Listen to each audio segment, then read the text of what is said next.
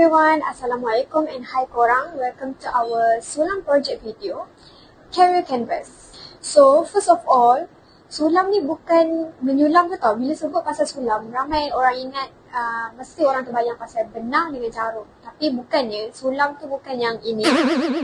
Okay? Sulam tu yang ini. Sulam ni stands for Service Learning Malaysia, University for Society.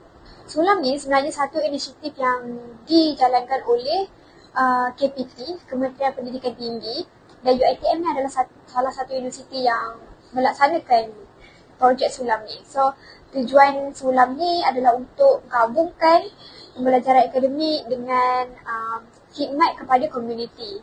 Kiranya kita ni belajar, dalam masa yang sama kita memberi manfaat kepada masyarakat. So, UiTM jalankan projek Sulam ni sebab nak bagi pelajar belajar beyond the classroom. Okay? So bukannya, maksudnya macam ni, pelajar bukannya fokus dekat akademik je, bukannya fokus dekat teori semata-mata. Tapi dengan projek ni, pelajar dapat membina diri sebagai insan yang bersedia untuk dunia sebenar. Especially nanti bila kita dah masuk alam kerjaan nanti. So yeah, that's a little bit about what our Sulam project is all about. So stay tuned sebab lepas ni kita akan share dengan lebih lanjut pasal modul-modul yang ada dalam projek Sulam kami. Okay? So, Career Canvas, yes you can.